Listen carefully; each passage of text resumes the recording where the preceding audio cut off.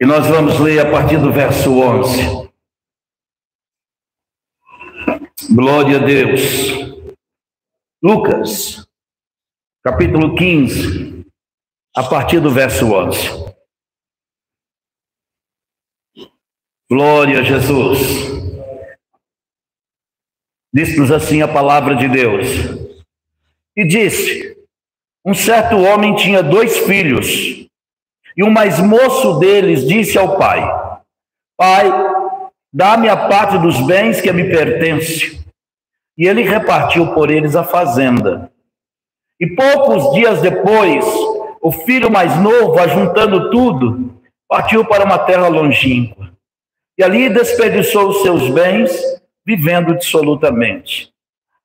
E havendo ele gastado tudo, houve naquela terra uma grande fome, e começou a padecer necessidades. E foi, e chegou-se a um dos cidadãos daquela terra, o qual o mandou para os seus campos, a apacentar porcos. E desejava encher o seu estômago com as bolotas que os porcos comiam, e ninguém lhe dava nada. E, tornando em si, disse: quantos jornaleiros de meu pai têm abundância de pão, e eu aqui pereço de fome. Levantar-me-ei, irei ter com meu pai e dir-lhe-ei: Pai, pequei contra o céu e perante ti. Já não sou digno de ser chamado teu filho. Faz-me como um dos teus jornaleiros. E levantando-se, foi para o seu pai. E quando ainda estava longe, viu o seu pai e se moveu de íntima compaixão e, correndo, lançou-se-lhe ao pescoço e o beijou. E o filho lhe disse: Pai, pequei contra o céu e perante ti. Já não sou digno de ser chamado teu filho. Mas o pai disse aos seus servos: trazei depressa a melhor roupa e vesti-lo, e ponde-lhe um anel na mão e sandália nos pés. E trazei o bezerro cevado e matai-o. Comamos e alegremo-nos. Porque este meu filho estava morto e reviveu. Tinha se perdido e foi achado. E começaram a alegrar-se. Amém? Louvado seja Deus. Vamos orar nesse momento. Amado Pai Celestial, agradecemos ao Senhor pela oportunidade, o privilégio de estarmos congregados na casa do Senhor para louvar, exaltar o teu nome, para esse momento de comunhão. Agradecemos ao Senhor pela vida de cada um dos teus servos aqui nesta noite, que o Senhor possa abençoar a cada um. Agora, Senhor, nós estamos diante da tua palavra. Fala conosco através da palavra. Abra nosso entendimento, ilumina nossa mente para compreendermos a palavra do Senhor com a mente do Espírito. Fala aos nossos corações, é o que pedimos, em nome de Jesus. Amém e amém. Podeis assentar. Aleluia.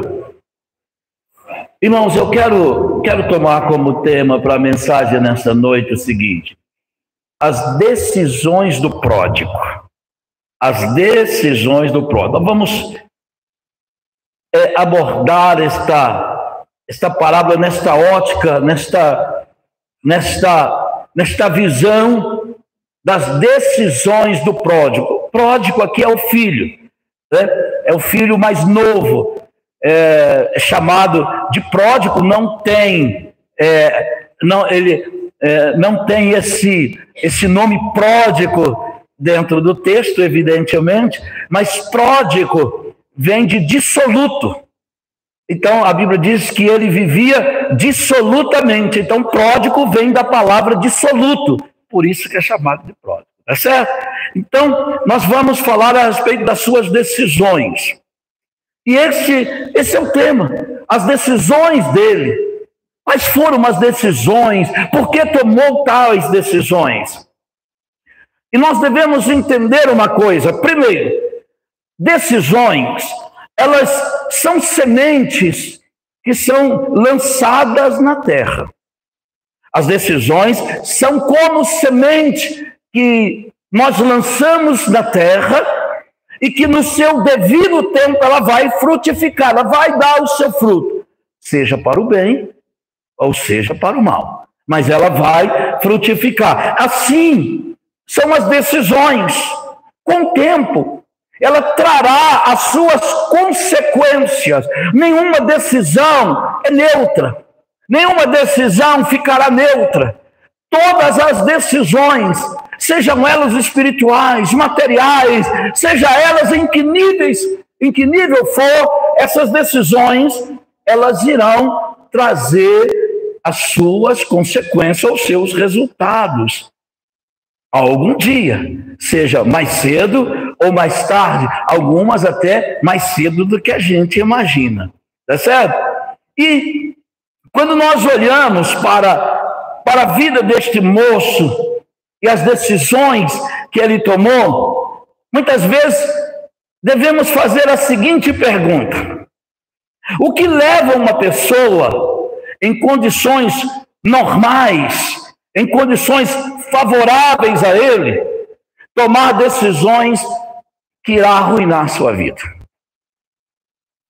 É da gente parar e pensar. O que leva uma pessoa numa condição favorável a ele? A condição é favorável, tudo está favorável a ele. E aí ele toma decisões que irá arruinar a sua vida, irá atrapalhar a sua vida, prejudicar, causar sofrimento, causar dores, causar problemas. Vai arruinar a vida. A parábola do filho pródigo, ela nos ensina isso. Quando nós olhamos para a vida desse moço e diante das decisões que ele tomou, nós podemos perguntar, porque quando a gente olha para o texto, depois a gente olha para o texto, a gente encontra um pai amoroso, nós encontramos um pai zeloso, nós encontramos um pai cuidadoso, um pai que não deixava faltar nada aos seus filhos, um pai que sempre proveu, um pai que sempre amparou. Então ele vivia numa casa cercada de amor, de cuidado, de amparo, e aí ele toma decisões que arruinam a sua vida, traz tristeza, angústia. Então eu vou te fazer a pergunta: por que a pessoa faz isso? E a parábola do filho pródigo, ela nos chama a atenção para isso. Por quê? Muitas decisões que são tomadas, muitas decisões, elas sempre acontecem num contexto familiar.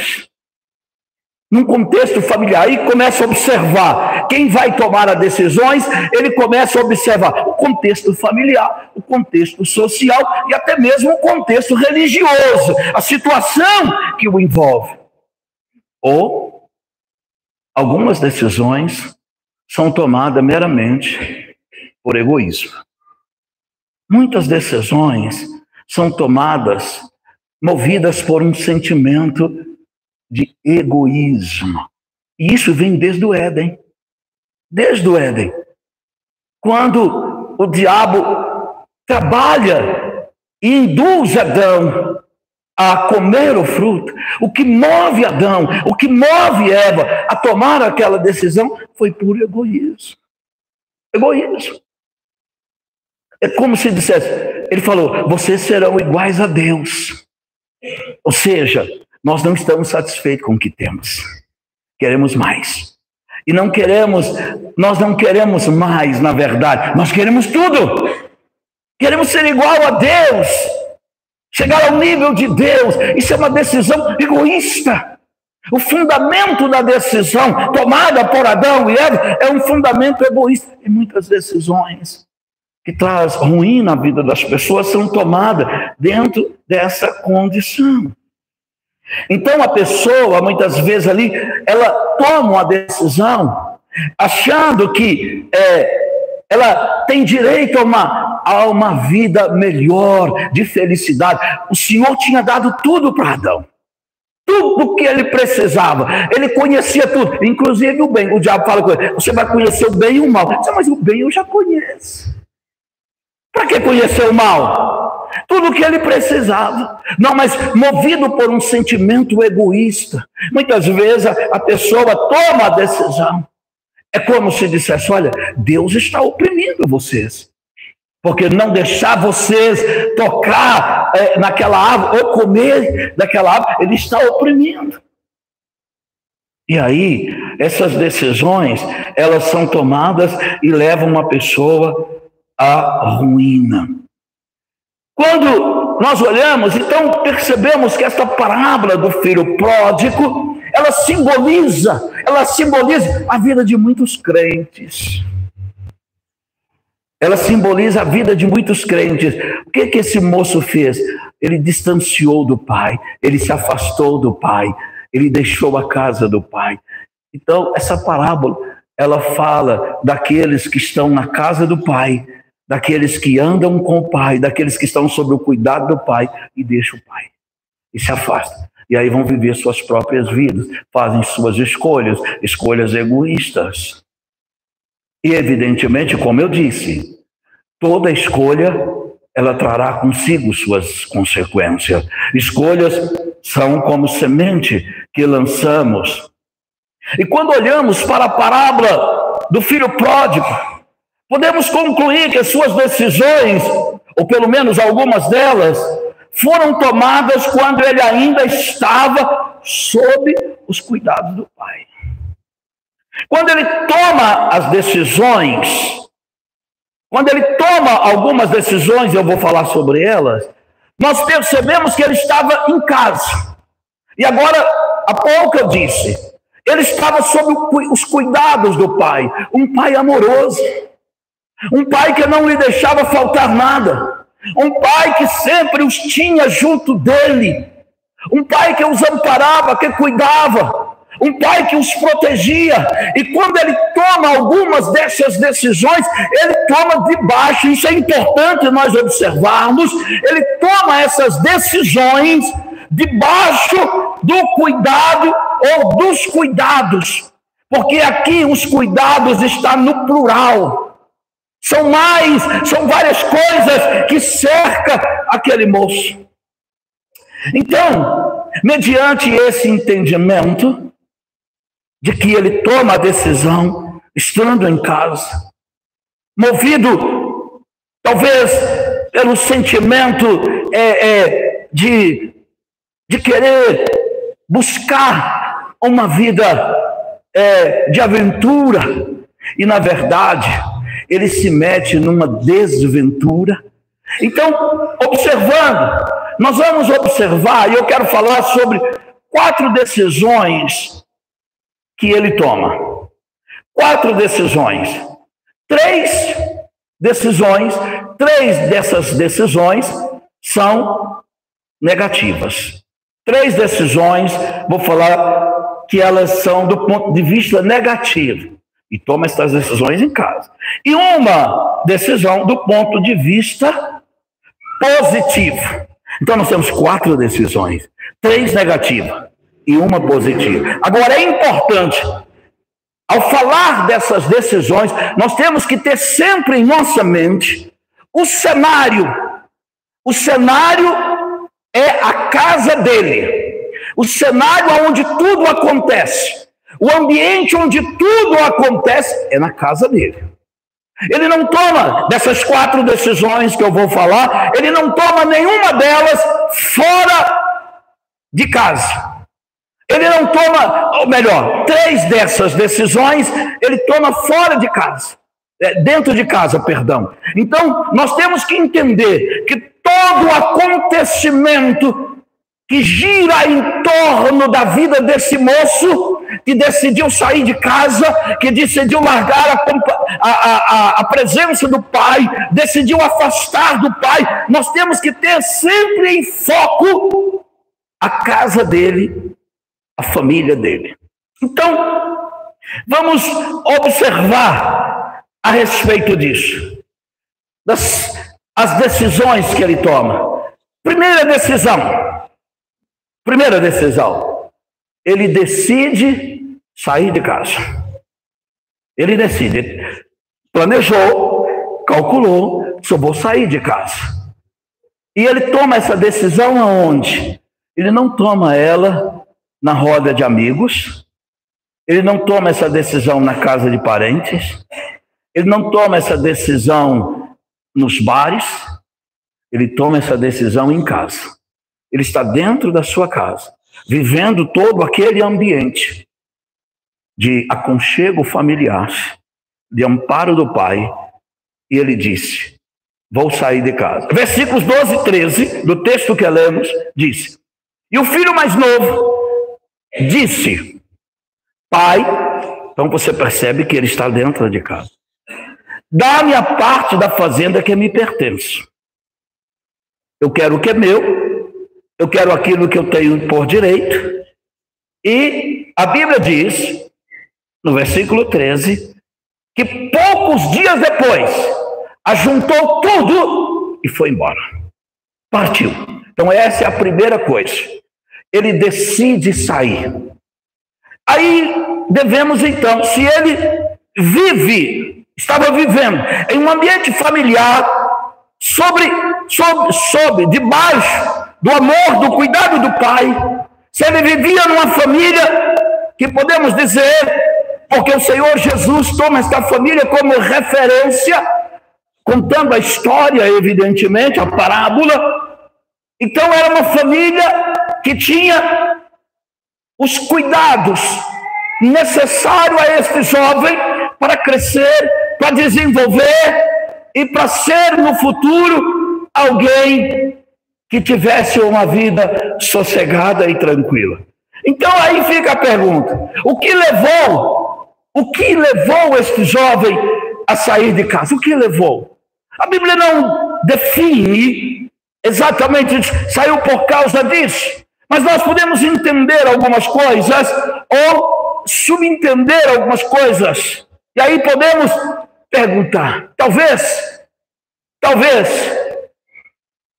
o ambiente familiar, o ambiente da casa, o ambiente da família já não o atraía mais.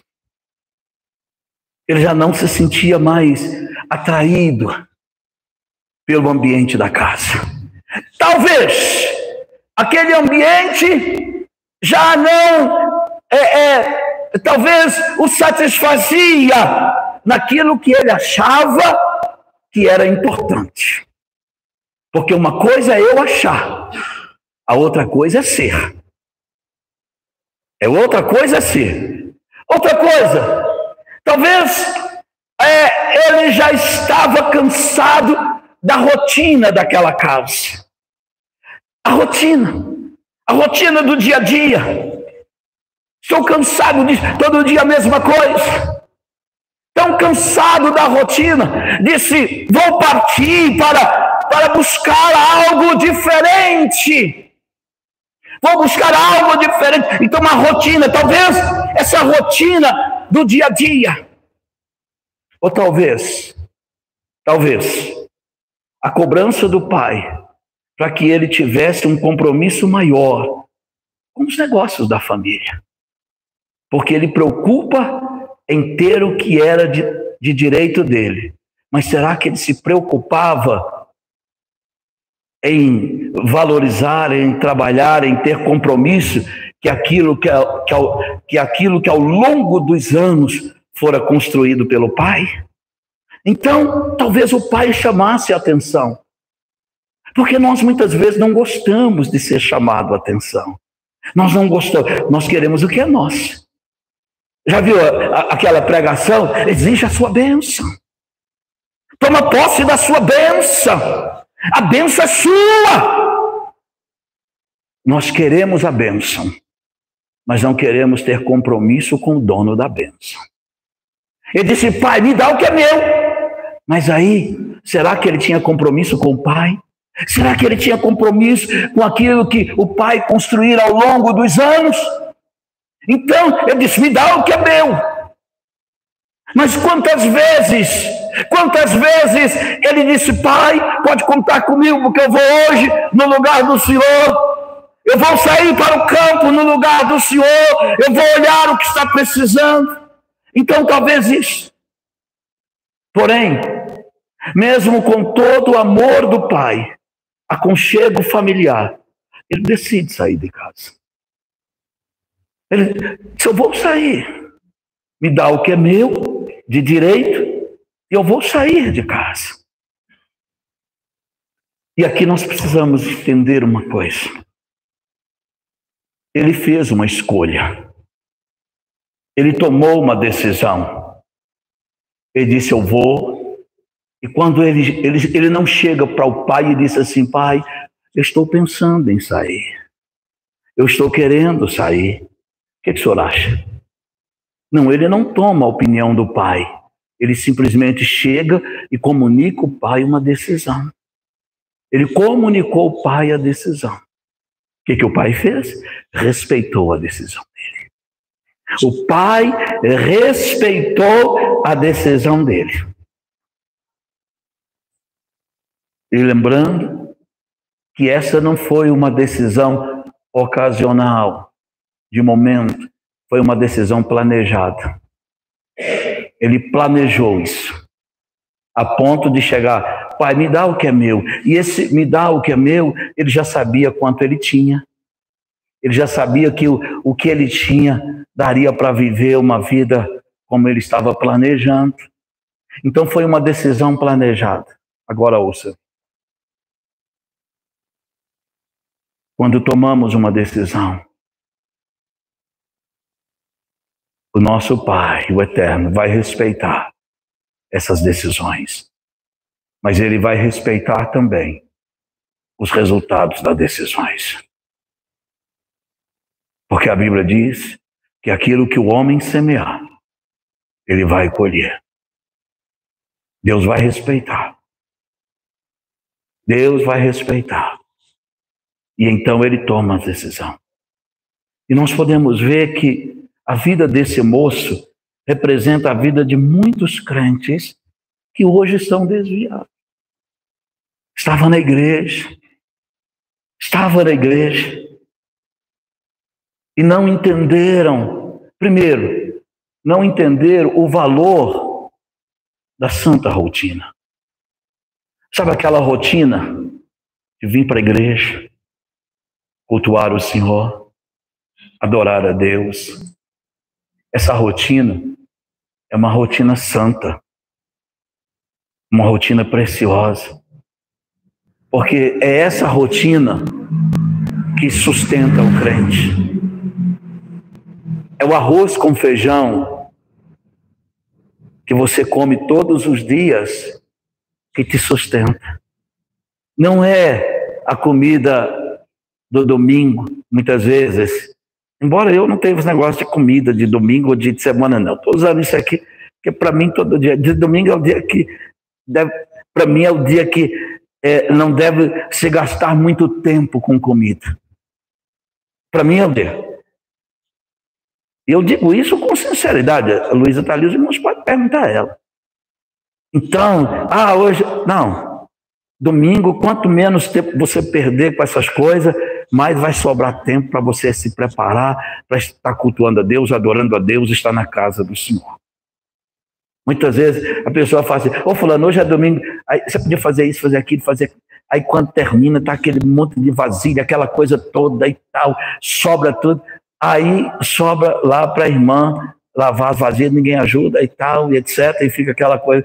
Aí depois, meu Deus, tem que correr para ir para a igreja. Então, isso quando não vem os parentes de fora, que além de comer bastante, usar bastante vasilha, não lava nem um garfo.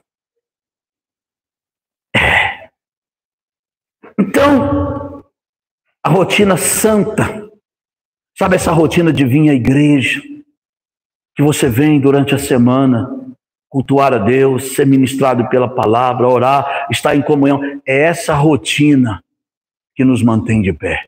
É o feijão com arroz que nos mantém de pé. Os irmãos estão entendendo? É essa rotina. E ele não entendeu. Tem muitos crentes que não entendem isso. Muitos crentes. E aí ele representa a vida de muitos crentes que não entendem esta santa rotina de estar comprometido com a obra de Deus, com a obra do Senhor, de poder estar na igreja, de fazer a obra de Deus com liberdade no Espírito, fazer a obra de Deus. Que bom que eu posso fazer isso, que bom que eu posso fazer aquilo, que bom. Estar na casa do Senhor é temor, reverência, é estarmos diante do Senhor, essa santa rotina. Os irmãos estão entendendo? A igreja é um ambiente onde nós vamos para cultuar a Deus, para estarmos diante do Senhor, para sermos ministrados pelo Senhor. Quando o irmão te abraça e libera uma palavra de bênção sobre a sua vida, você está sendo fortalecido. É essa santa rotina que nos mantém de pé. É lugar de adorar a Deus, guardar o nosso pé quando nós entrarmos por aquele portal. É isto. Esse moço representa aqueles que não valorizam esse tipo de coisa e se desviam. Se desviam.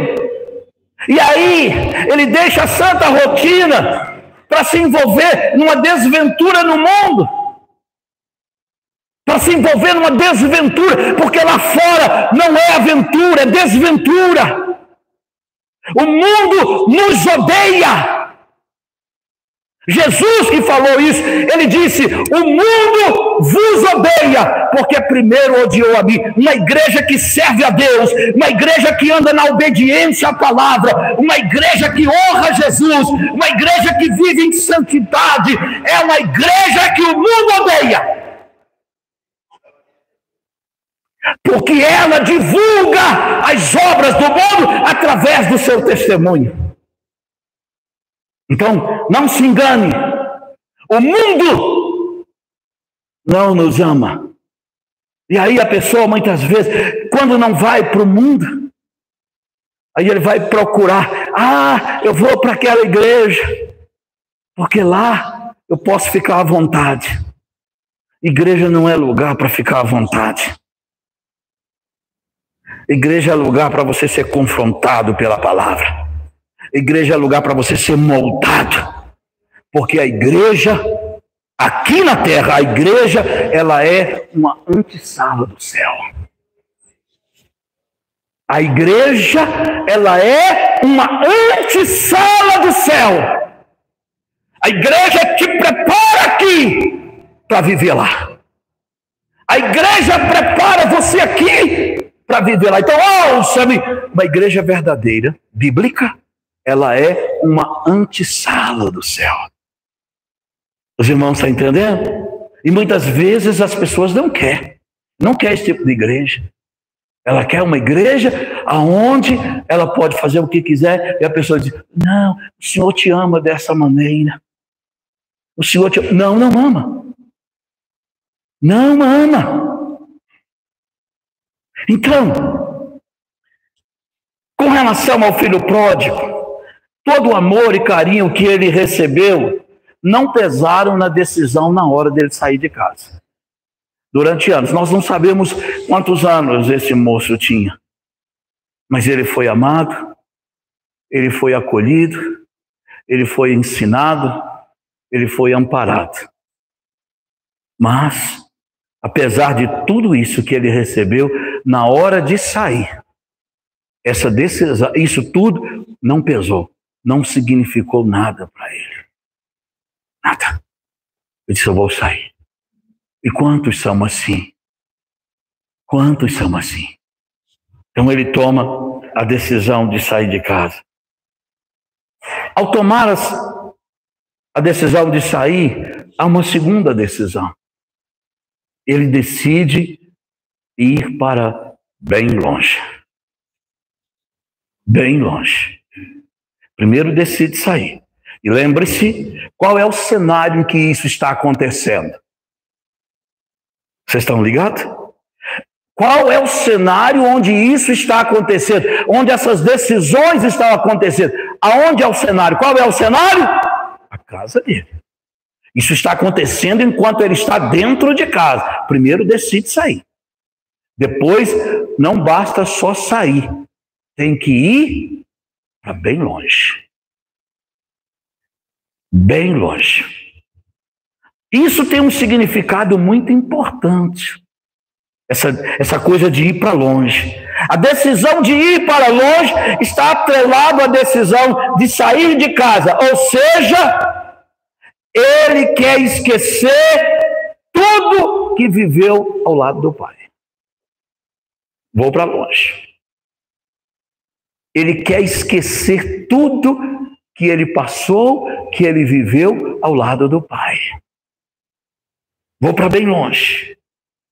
No versículo 13 diz: ajuntando tudo, partiu para uma terra longínqua, uma terra muito distante. E ir para uma terra distante simboliza quebrar o vínculo ou a relação com sua família, com o seu pai, com a sua terra.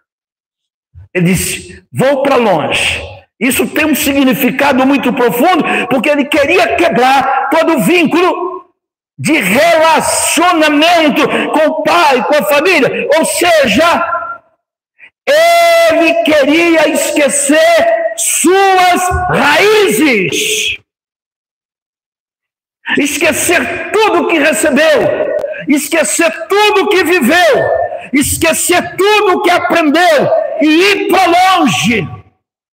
Ir para longe. É como se ele estivesse dizendo: eu quero esquecer tudo e todos que fizeram parte da minha vida até aqui.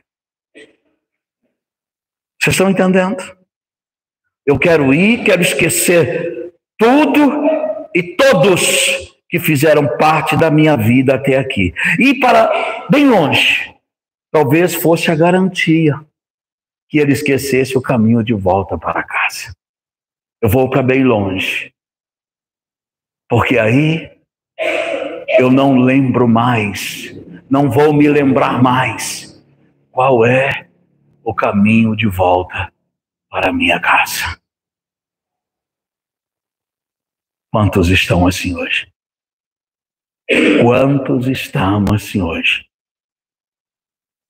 Estão tão longe, tão distante, que não sabe mais como voltar. Não sabe mais como voltar.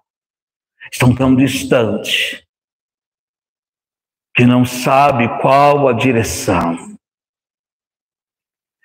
Somada, e aí, ele queria, ao tomar essa decisão, apagar qualquer lembrança ou memória afetiva da casa do pai.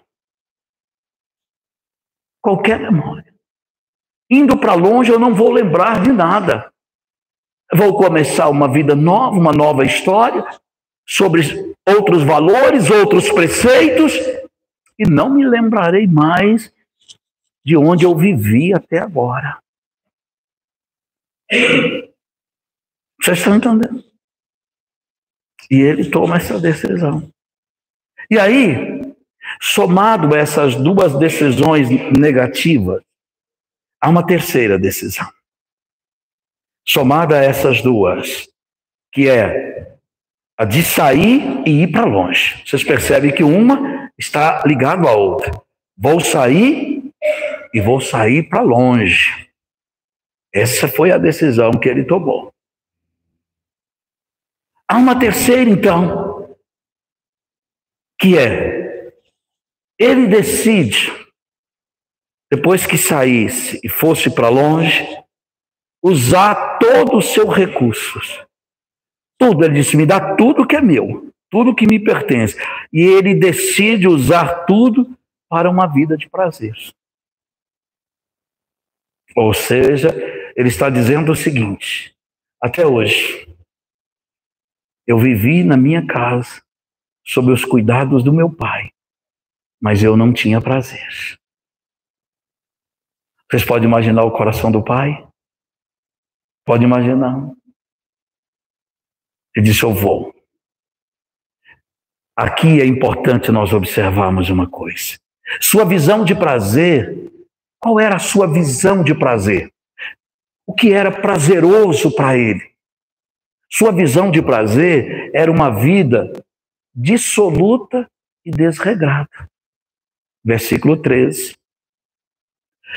E ali desperdiçou toda a sua fazenda, ou seja, toda a sua riqueza, todos os seus bens, vivendo dissolutamente. Aqui está dizendo, ele viveu dissolutamente. E uma das definições para dissoluto é, além de desregrado, sem limite, mas uma das definições que me chamou a atenção é alguém que é contrário aos bons costumes. Essa é uma das definições, e essa me chamou a atenção porque ela se enquadra de uma forma muito clara dentro desse contexto da vida desse moço. Alguém que é contrário aos bons costumes.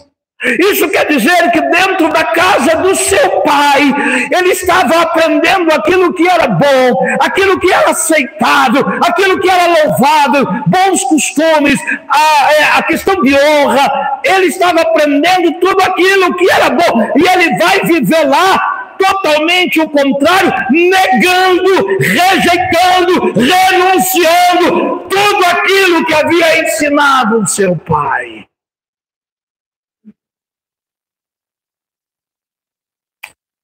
Entende? Tudo. Quando ele vive dissolutamente, ele está confrontando, negando. É como se ele dissesse na cara do seu pai, mesmo sem estar perto: eu rejeito tudo que o Senhor me ensinou, eu rejeito tudo, isso é que eu quero para mim, é essa vida desregrada, fora de todos os princípios, é isso que eu quero.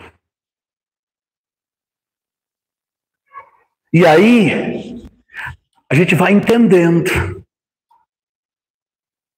por que ele decide sair. Aqui há um entendimento que esse moço não queria estar debaixo de regras.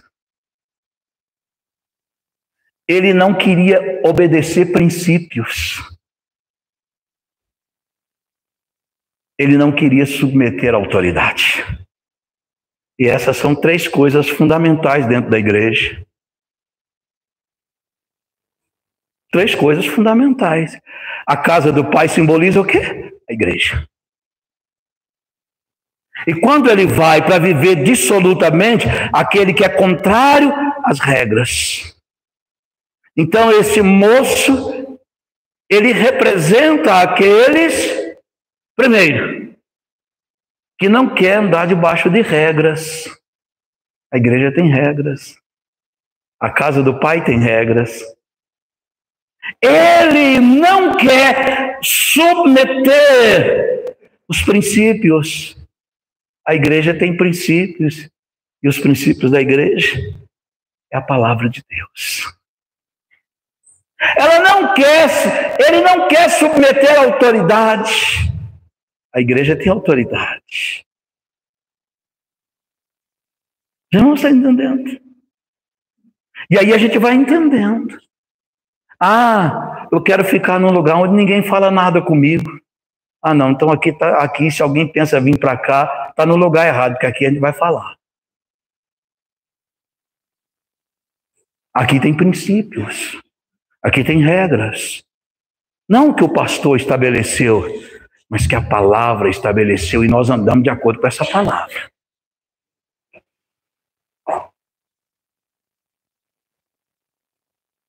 Os irmãos estão entendendo? Então, aí a gente vai entender por que ele saiu. E a casa do Pai era justamente o lugar, né, que representava tudo isso que ele estava rejeitando com a sua vida. Ele não estava rejeitando somente por palavra. Talvez ele não falou nenhuma palavra. Mas a vida dele, a maneira que ele estava vivendo de que maneira? Dissolutamente. A maneira que ele estava vivendo estava dizendo que ele rejeitava tudo aquilo que foi ensinado para ele até aquele dia na casa do Pai. Entenderam agora? Ele não queria. E aí, agora ouça-me. Ele, na sua visão distorcida, achou que o mundo era colorido, maravilhoso, enquanto que a casa do Pai era cinzenta. Eu tentei encontrar uma palavra para poder colocar aqui, mas eu busquei, mas eu não achei uma palavra. Então eu falei, eu vou de cinzenta mesmo. Eu queria achar uma palavra mais forte, né? Mas eu não achei. Aí eu falei, eu vou botar cinzenta mesmo. Tentei e tal. Então ele achou que a casa do Pai, né, enquanto o mundo era colorido, maravilhoso, a casa do Pai, com suas regras, com seus princípios, não, era um lugar cinzento, sem brilho. O que ele pensou. E isso foi o que dele? Sua ruína. Aqui foi a ruína dele. Muitas vezes a gente fica perguntando por que algumas pessoas estão com a vida arruinada. E eu estou falando com a vida arruinada, às vezes não estou falando em questão material, financeira, isso pode até acontecer, mas não estou falando em questão material, financeira. Irmãos, estou falando de vida espiritual, vida com Deus, vida de esperança. A pessoa muitas vezes na internet, nas redes sociais, está sorrindo, está lá aparecendo, mas quando fica sozinho, é tomado pela angústia, pelo mal-estar, pela depressão, e alguns pensando até em morrer. Muitas vezes ali na rede social, e está lá, e com um copo de bebida, e tal, e rindo para as pessoas. Aí, fulano de tal, está bem coisa nenhuma, meu irmão. A pessoa está morrendo por dentro. Se já não estiver morta por dentro, ela está sendo corroída por dentro. Esta parábola nos ensina o que acontece quando alguém sai da casa do Pai.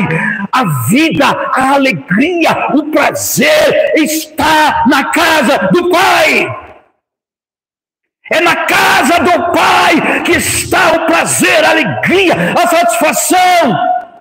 É na casa do Pai que está a vida. É na casa do Pai que está a alegria. Na casa do Pai. Mesmo com todas as dificuldades, com algumas agruras, com alguma... Mas é melhor estar na presença do Senhor. Diz a palavra, mais vale um dia na casa do Senhor do que 1000 em outro lugar. E se a Bíblia diz que é assim, é assim. E se alguém falar que não, é mentira dessa pessoa. Sabe por quê? Diz a Bíblia Sagrada, seja Deus verdadeiro e todo homem mentiroso. Então eu acredito na Bíblia, eu acredito em Deus. E aí, aquilo foi a ruína dele. Nós precisamos entender isso com muita clareza. Aquilo foi a ruína dele. Olha o que diz a Bíblia. Há caminho que ao homem parece direito, mas o final dele são caminhos de morte. É interessante que aqui ele sai por um caminho. Observe que o caminho de saída dele está no singular. O artigo aqui, ele é definido no singular. Há caminho, não são caminhos. Há caminho, ele sai por um caminho. E aí vai se perdendo ao longo do tempo por vários caminhos. E ao final, esses caminhos o leva à morte. Deu para entender? O caminho que ele tomou mostrou para ele que o mundo não trazia o brilho que ele imaginava. Não trazia. No mundo não se tem amigos. As pessoas no mundo, elas vivem em torno de si mesmas. Elas vivem em torno de si mesmas. Uma das características das pessoas no mundo é o egoísmo. Elas vivem em torno de si mesmas. E talvez isso não contaram para ele. E agora? Depois de sair de casa, depois de ir embora, ele estava muito longe. Muito longe. Sem dinheiro. Na miséria, estava sendo atormentado, talvez atormentado pela culpa, pela vergonha. A culpa o atormentava, a culpa o consumia, a vergonha de tudo que ele fez. Sendo atormentado pela culpa, pela vergonha e pelo medo. E o pior, sem os recursos que custaram caro para o seu pai. Longe, distante, perdido, corroído pela culpa, pelo medo. Vivendo numa terra onde as pessoas o odiavam. Vivendo numa terra onde as pessoas não lhe eram misericordiosos. Vivendo em uma terra onde as pessoas não lhe eram favoráveis.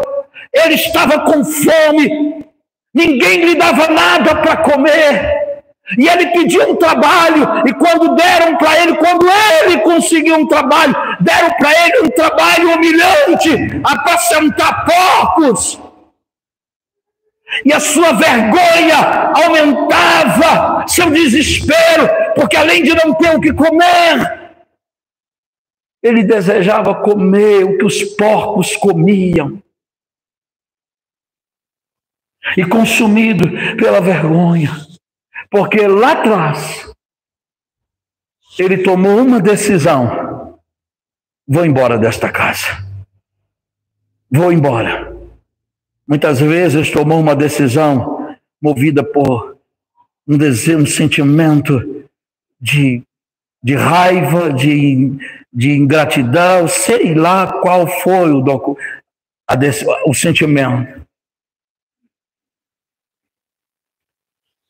Disse Billy Graham, o pregador.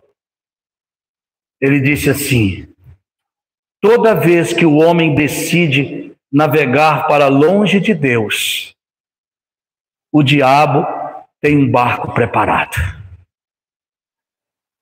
Toda vez que o homem decide navegar para longe de Deus, o diabo vai dizer: está aqui o barco. O barco vai estar lá. O barco vai estar lá. As decisões do filho pródigo só o levou para longe de Deus e, consequentemente, a ruína. A ruína. Precisamos tomar cuidado com nossas decisões para que elas não nos afastem de Deus. Não nos afastem. Precisamos tomar cuidado. Por que estamos tomando? O que me levou a tomar essa decisão? Muitas vezes a pessoa toma a decisão, movido talvez por um sentimento de ira, de ferir o outro, e aí toma a decisão.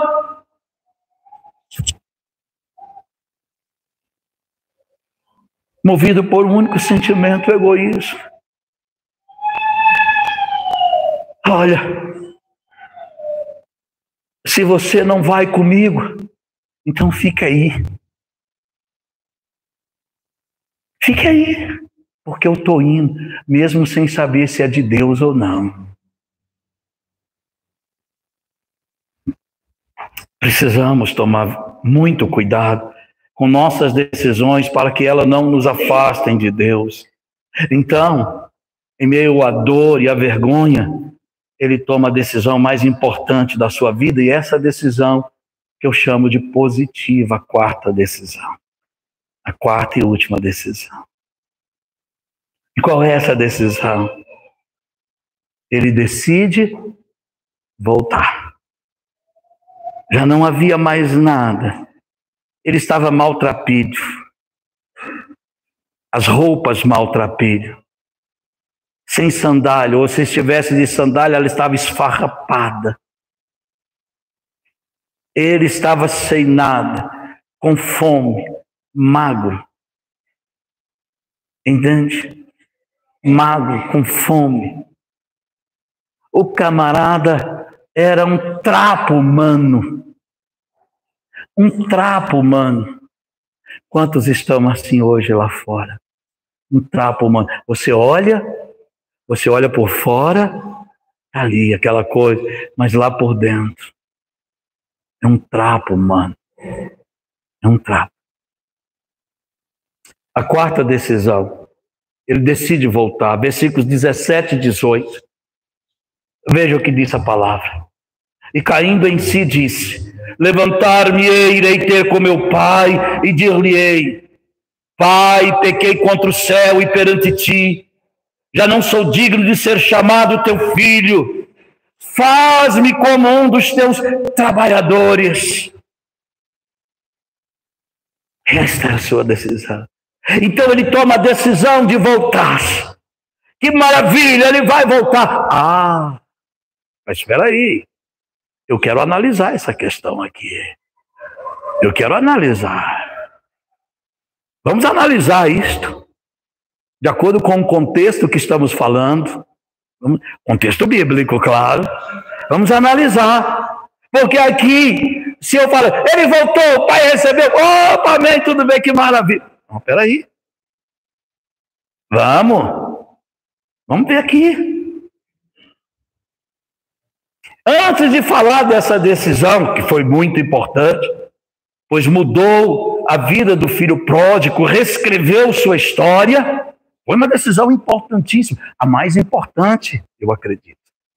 Precisamos analisar algumas coisas, para que a gente possa entender bem o objetivo da palavra. Precisamos analisar algumas coisas. Porque o objetivo da palavra, qual que é o objetivo da palavra? Qual que é o objetivo do texto sagrado? Qual que é o propósito dessa Bíblia? O propósito da Bíblia é exortar, consolar, edificar e também nos ensinar. O propósito da Bíblia é exortar, consolar, edificar e nos ensinar. Agora ouça-me. E o objetivo de aprender não é só para fazer o certo. Sim, nós aprendemos para fazer o certo. Mas não é só para isso. Mas também para aprender com os erros, para não errar de novo. Entendeu agora? O objetivo de nós aprendermos é para fazer a coisa certa. Mas também para que nós possamos aprender com os erros, para não fazer de novo. O que é que o Senhor disse para a igreja lá do Apocalipse? Lembra-te de onde caiu. Arrepende, volta e não peques mais. Aquilo que o Senhor disse. Vai, o que é que ele falou para aquela mulher? Vai, mas não peques mais. Então nós vamos aprender com os erros para não errar de novo. Ou para não continuar errando. Então por isso que eu quero fazer uma análise aqui. Quero fazer uma análise do texto. Há pessoas que não aprendem com os erros. Entram e saem da igreja tantas vezes que já perderam a conta. E o perigo é que em uma dessas saídas pode ser tarde demais. Vocês entenderam agora? Tem gente que entra e sai tantas vezes que pode chegar uma hora que numa dessas saídas pode ser tarde demais. Não dá mais tempo de voltar. Os irmãos entenderam? Não dá tempo de voltar. Não dá tempo. Há muitos anos, Eu digo muitos anos porque faz muito tempo mesmo. Existia um programa jornalístico,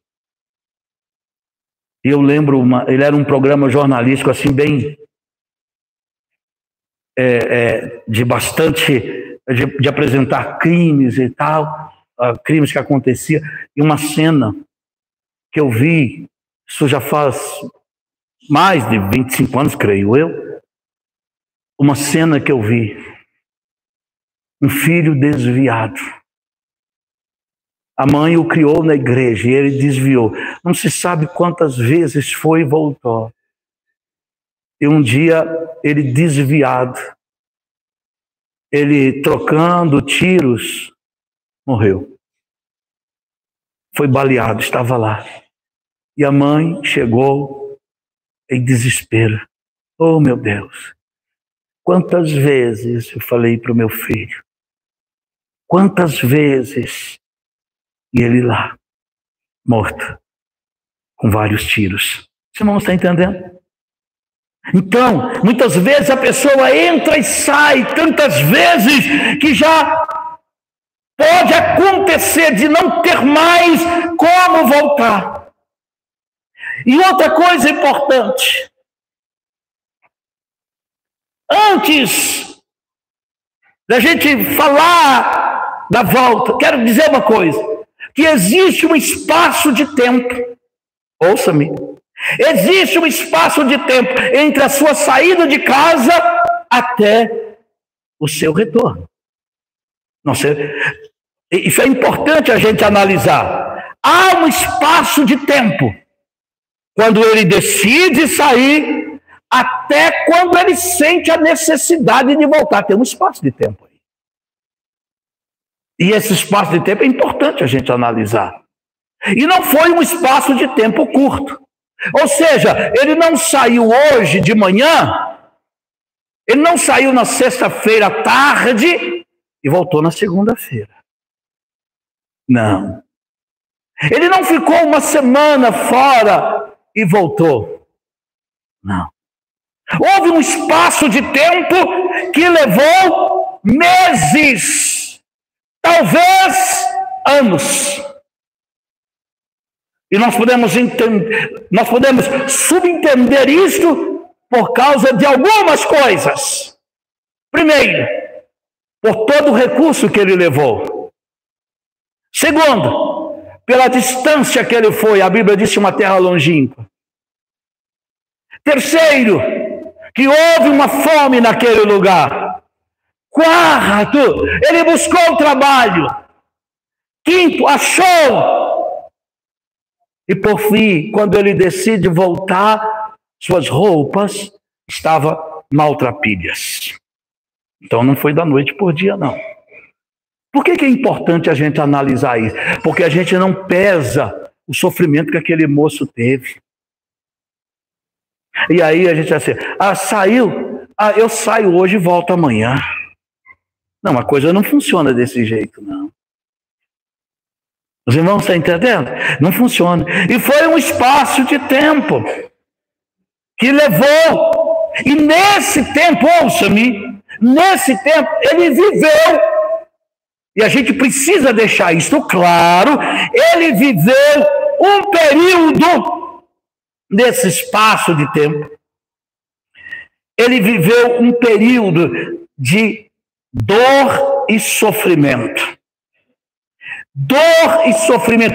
Ele sofreu e sofreu muito. Muito.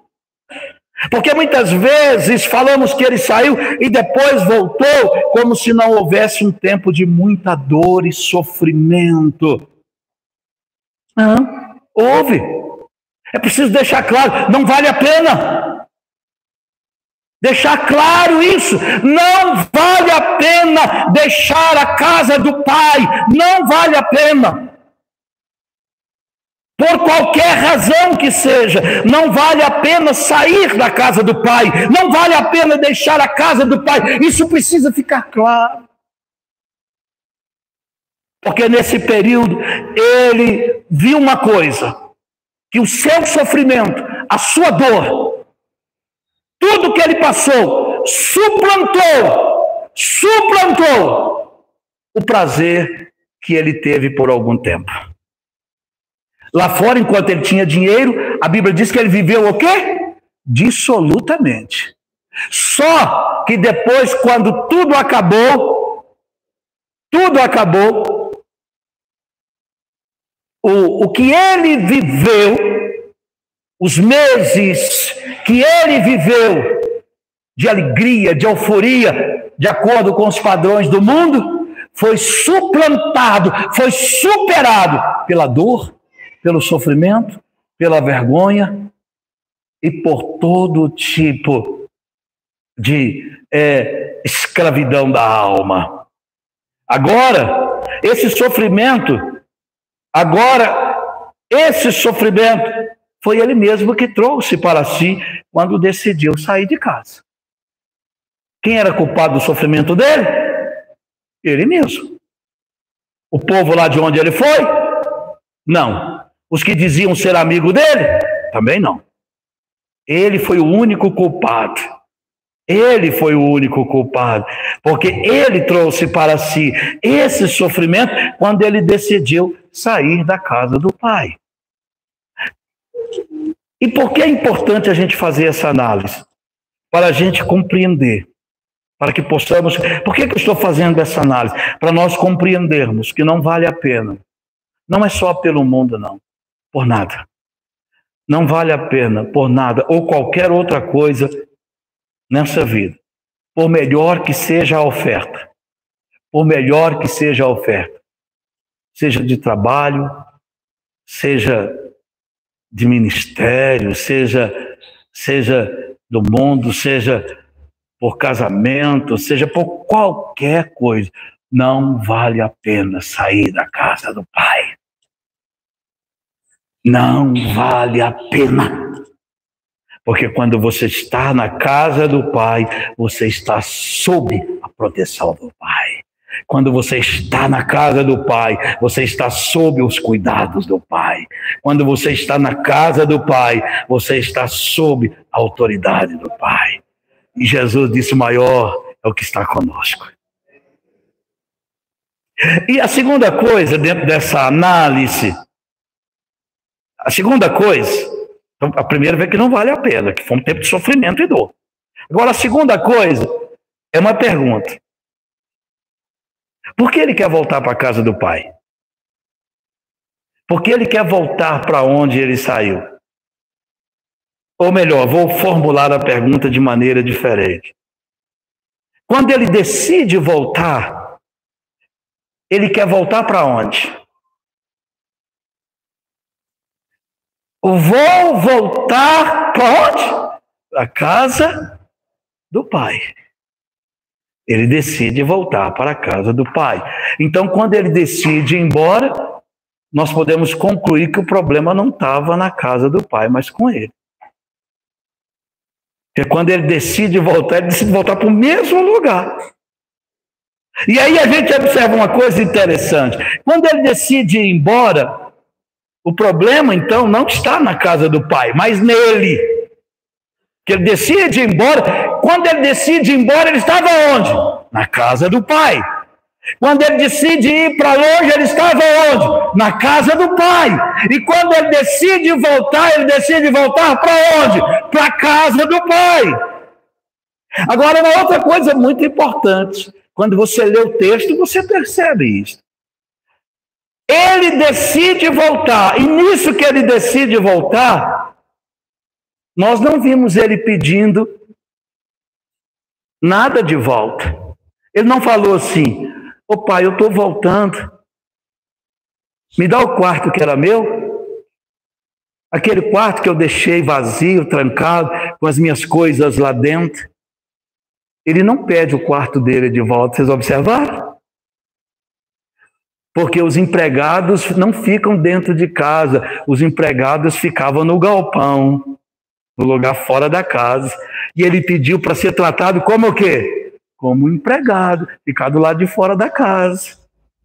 Então ele não pede o quarto dele de volta.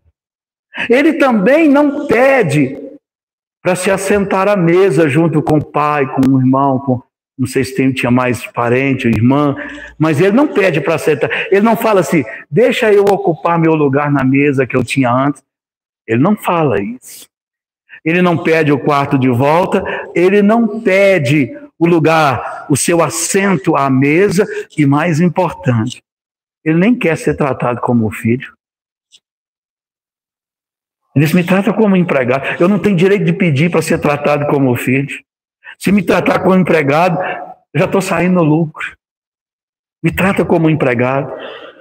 Então, ele pede isto para ser tratado como empregado. E nós vamos perceber que o problema, então, não estava na casa do pai. O problema estava nele. Porque a casa do pai, agora ouça-me, a casa do pai, com todas as suas regras e princípios, existem principalmente para nos proteger. Os princípios, valores e regras da casa do pai é para nos proteger justamente daquilo que está lá fora. Os irmãos estão entendendo? Mas o pai o recebe e perdoa e restitui sua posição de filho. Este é o resultado da sua última escolha. Mas o pai disse aos seus servos, trazei depressa a melhor roupa, vestilho, ponde um anel na mão e sandália nos pés, porque esse meu filho estava morto e reviveu, tinha se perdido e foi achado. E começaram a alegrar-se. As decisões negativas do filho pródigo nos chamam a atenção para uma coisa. Esse moço começou a se perder dentro da casa do pai. Isso que deve chamar a nossa atenção. Ele começou a se perder dentro da casa do pai. Por culpa do pai, ele começou a se perder dentro da casa do pai.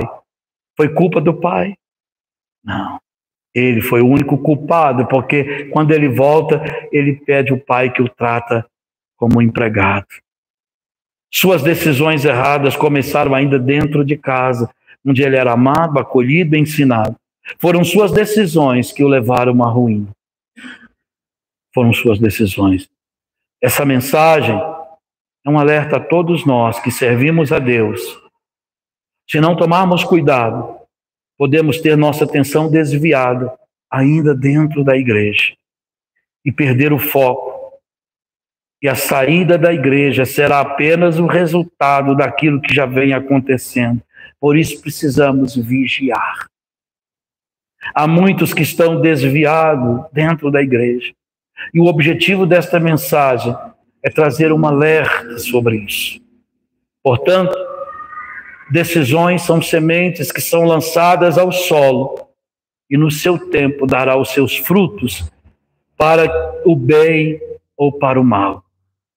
O pródigo, agora ouça-me, o pródigo não colheu o que plantou lá fora. Não, ele não colheu o que ele plantou lá fora. Lá fora só foram os resultados das escolhas que ele fez dentro de casa. Ele não colheu o que ele plantou lá fora.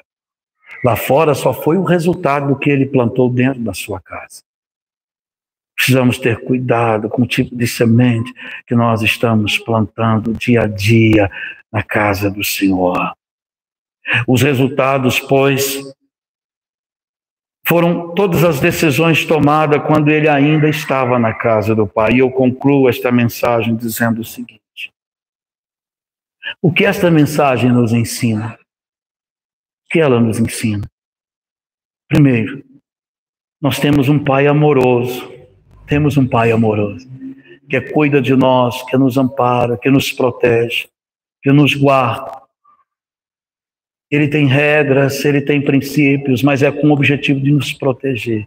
Mas esse Pai amoroso vai respeitar as decisões que tomarmos, lembrando que seremos responsáveis pelos resultados de nossas decisões.